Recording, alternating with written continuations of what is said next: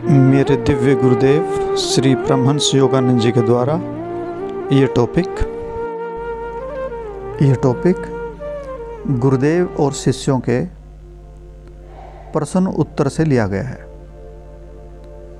गुरुदेव प्राय अपने आसपास के लोगों के मौन रहने पर जोर देते थे। उन्होंने इसे इस तरह समझाया, मौन की गहराइयों से परमानंद का झरना अवश्य फूटता है और मनुष्य के अस्तित्व पर प्रभावित होता है। शिष्यगण गुरुदेव की सेवा करना अपना सौभाग्य मानते थे, जो इनके हित के लिए सदा कार्यरत रहते थे। एक भक्त समुदाय से जिसने गुरुदेव के लिए कुछ काम किया था, उन्होंने कहा, तुम सब अनेक प्रकार से मेरे प्रति कितना स्नेह रखते हो। नहीं गुरुदेव, ये तो आप हैं जो हम सब पर दया रखते हैं। एक शिष्य ने बड़े ही हर्ष उल्लास से कहा, प्रभु ही प्रभु की सहायता कर रहे हैं। परमहंस जी ने अपनी मधुर मुस्कुराहट के साथ कहा कि प्रभु ही प्रभु की सहायता कर रहे हैं। उनके द्वारा रचित मानव जीवन के नाटक की यही कथा वस्तु है। सारी वासनाओं को नष्ट कर दो, अहम भाव से मुक्ति पाओ। यह सब मुझे बड़ा नकारात्मक लगता है गुरुदेव। एक शिष्य ने कहा, यह सब छोड़ देने पर मेरे पास क्या बचेगा? गुरुदेव ने उत्तर दिया, सच पूछो तो सब कुछ, क्योंकि तुम आत्मा के धनी हो जाओगे, जो सर्वव्यापक वास्तविकता है। तब तुम रोटी के एक टुकड़े और कुछ शारीरिक सुविधाओं से संतुष्ट एक भ्रमित भिखारी न रहकर उस अनंत पिता के पुत्र का उच्च स्थान फिर से पालोगे। यह कोई नकारात्मक स्थिति नहीं है। उन्होंने आगे कहा, अहंकार का त्याग आत्मा के सच्चे स्वरूप को प्रकाशमान होने का अवसर देता है। ईश्वर साक्षात्कार ऐसी अवस्था है जिसकी व्याख्या असंभव है, क्योंकि इससे अन्य किसी भी वस्तु की तुलना नहीं की जा सकती। एक शिष्य समूह से त्रिमूर्ति की व्याख्या करते हुए गुरुदेव ने यह उपमा दी।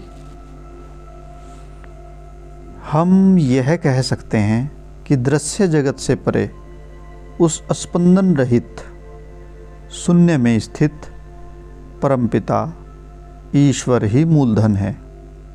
जो सृष्टि का अवलंबन है वह पुत्र अथवा प्रबुद्ध कुटस्थ चैतन्य जो सारे जगत में व्याप्त है, इसका व्यवस्था तंत्र है, तथा वह पवित्र आत्मा अथवा दिव्य अदृश्य स्पंदनशील शक्ति जो जगत में सभी आकृतियों का निर्माण करती है, श्रमवर्ग है।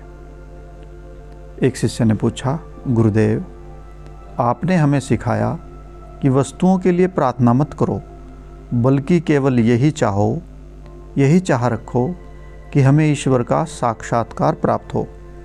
क्या हमें ईश्वर से किसी विशेष आवश्यकता को पूरी करने की मांग कभी नहीं करनी चाहिए?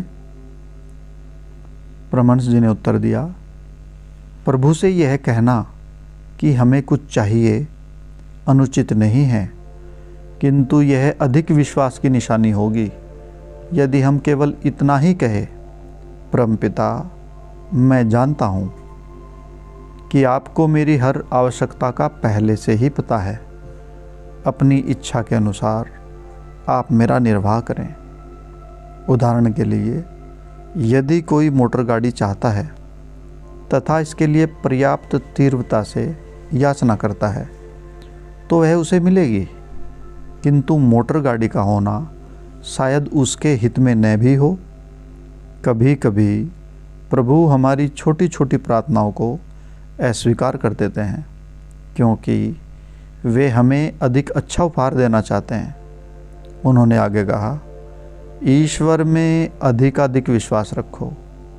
निश्चित मानो कि जिन्होंने तुम्हें रचा है वे तुम्हारा पालना करेंगे ही करेंगे। वे तुम्हारा लालन पालन करेंगे ही करेंगे। किसी कठिन आध्यात्मिक परीक्षण में अपने को असफल मानकर एक शिष्य स्वयं को कोस रहा था। गुरुदेव ने कहा, अपने को पापी मत समझो। ऐसा करना तो अपने अंतः स्थित दिव्य प्रतिबिंब को अपवित्र करना है। अपनी दुर्बलताओं से तादात्म्य क्यों स्थापित करते हो? इसके बदले इस सत्य को और दृढ़ करो, क्या मैं ईश्वर की संतान हूँ। मैं ईश्वर की संतान हूँ।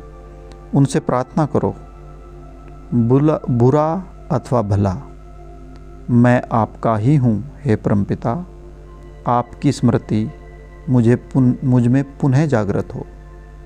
हे ईश्वर, आपकी स्मृति मुझ में पुनः जागृत हो। एंसिनिटस आश्रम में एक अभ्यागत ने टिप्पणी की, एक आने वाले व्यक्ति ने टिप्पणी की, मैं प्राय सोचता हूँ कि ईश्वर मनुष्य को भूल जाते हैं, वे अपनी दूरी अवश्य बनाए रखते हैं। गुरुदेव ने उत्तर दिया, यह तो मनुष्य है जो अपने आप को दूर रखता है। ईश्वर को कौन ढूंढता है? अधिकांश लोगों के मन मंदिर में चंचल विचारों और वासनाओं की मूर्तियां भरी हैं। प्रभु तो उपेक्षित हैं, उनको कोई याद ही नहीं करता।